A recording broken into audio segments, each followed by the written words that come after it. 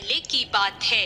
एक संत थे जो वृंदावन में रहा करते थे। श्रीमद् भागवत महापुराण में उनकी बड़ी निष्ठा थी।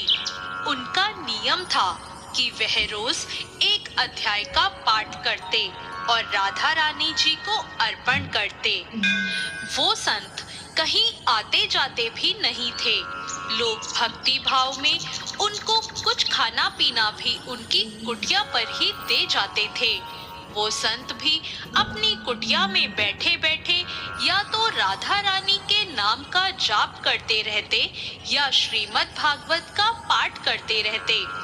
ऐसा करते करते उन्हें सालों बीत गए, पर एक दिन भी ऐसा नहीं था जब उन्होंने राधा रानी जी को भागवत का अध्याय ना सुनाया हो।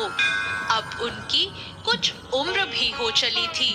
एक रोज जब वो भागवत का पाठ करने बैठे तो उन्हें अक्षर बहुत धुंधले से दिखाई दे रहे थे। थोड़ी देर बाद तो दिखना और भी कम हो गया। अब उनकी आंखों में आंसू आ गए।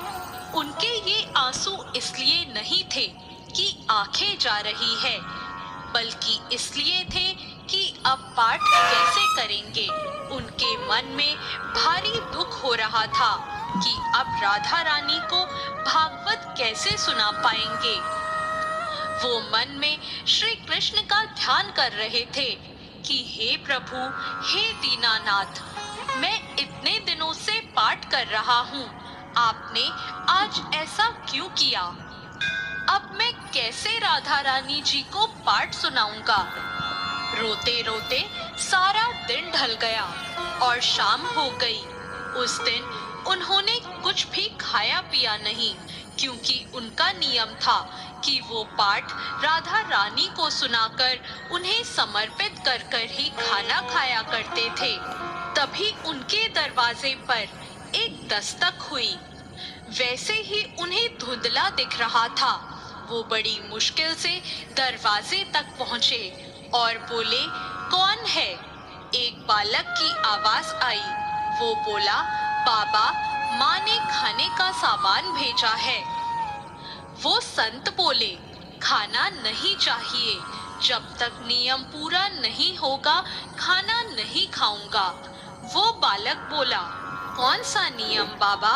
अब जैसे उस संत को अपना दुख बांटने वाला कोई मिल गया हो। वो बोले, मैं रोज राधा प्यारी को भागवत का पाठ सुनाता हूँ और फिर ही कुछ खाता हूँ, पर आज मेरी आंखें चली गई। यह कहकर वह रोने लगे। बालक उन्हें रोता देखकर बोला, अच्छा, आंखें चली गई इसलिए आप दुखी हैं। वो संत बोले, अरे ये आंखें किसको चाहिए, मैं तो इसलिए दुखी हूँ कि अब किशोरी जी को पाठ कैसे सुनाऊंगा। उनकी बात सुनकर वो लड़का बोला, बाबा रुको, मैं थोड़ी देर में आता हूँ। बाबा वहाँ खड़े ही रह गए। इतने में बालक दौड़ता हुआ आया और बोला, ये पट्टी अपनी आंखों पर बांध लो। अब हाथ में पट्टी पकड़ाकर वो लड़का भाग गया। बाबा अपने दुखी मन से अंदर आकर जमीन पर लेट गए। बाबा ने सोचा, लगता है किसी वैद्य का लड़का होगा, कुछ इलाज विलाज जानता होगा। अब उन्होंने आंखों पर पट्टी बांधी और सो गए। जब बाबा उठे तो उन्हें सब साफ साफ दिख रहा था। बाबा बड़े प्रसन्न हुए। बाबा ने सोचा, देखता हूँ उस लड़के ने पट्टी में क्या औषधि मिलाई है। बाबा ने देखा, उस पट्टी में राधा रानी जी का नाम लिखा हुआ था। यह देखकर बाबा फूट फूट कर रोने लगे और कहने लगे, आपके नाम की भी कितनी महिमा है। बाबा बोले, मुझसे श्लोक सुनने में आपको भी कितना आनंद आता है। बाबा बहुत खुश थे। पूरे उत्साह के साथ वो जल्दी से उठे और स्नान आदि कर कर पाठ करने बैठ गए। आज उनकी आवाज में एक अलग ही खनक थी और होती भी क्यों ना, स्वयं किशोरी जी और बाकी बिहारी जी ने उन पर इतनी कृपा जो की थी। बोलो राधे रानी की जय, श्याम प्यारे की जय। दोस्तों, अगर आपको हमारी ये कहानी अच्छी लगी हो तो हमारे चैनल को तुरंत सब्सक्राइब करें। धन्यवाद।